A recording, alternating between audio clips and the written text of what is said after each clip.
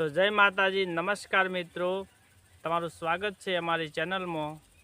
મિત્રો, માણસ અત્યારે દુઃખી હોય છે એનું કારણ એક જ છે, ઘણા બધા ફેરફારો કરે છે છતાં પણ માણસ દુઃખી હોય છે।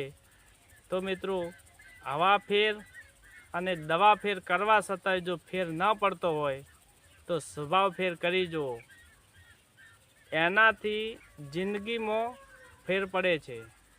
માણસ સગા બદલે છે, ગાડીઓ બદલે છે, ધંધો બદલે છે, તો પણ દુઃખી જ હોય છે, કારણ કે તેનો સ્વભાવ બદલતો નથી। એટલા માટે પોતાની સ્થિતિ જોઈને જીવો, બીજાની સંપત્તિ જોઈને નહીં।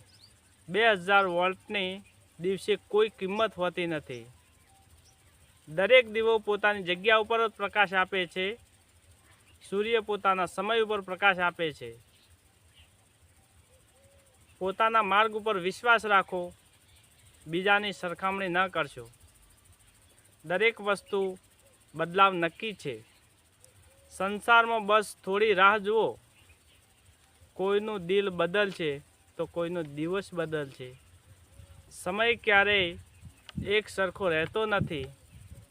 આજે જે દુઃખી છે તો કાલે એ જ શક્તિ બનશે।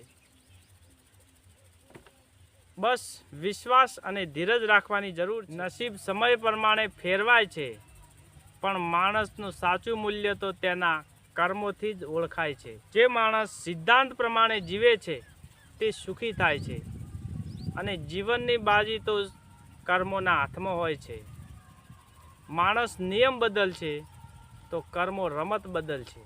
એટલે નીતિથી જીવવું, નીતિથી રહેવું અને નીતિથી ધંધો પણ કરવો, કારણ કે કર્મ એક જીવન આધારિત હોય છે। બીજાની ભૂલ કાઢવા માટે ભેજવું જોઈએ, અને પોતાની ભૂલ સ્વીકારવા માટે કલેજવું જોઈએ। સુખી થવા માટે 3 વસ્તુની ધ્યાન રાખવાનું છે: કોઈને નડવું નહીં, લડવું નહીં અને રડવું નહીં। બંધ ઘડિયાળ પણ દિવસમાં 2 વાર સાચો સમય બતાવે છે। આપણી ઓળખાણ કેટલી છે તે મહત્વનું નથી, પણ આપણે જેને ઓળખીએ છીએ ત્યાં આપણું માન કેટલું છે તે મહત્વનું છે। મિત્રો, કામ એવું કરો કે તમારું નામ થઈ જાય, અને નામ એવું બનાવો કે તમારું નામ લેવાથી પણ કોઈ પણ કામ થઈ જાય।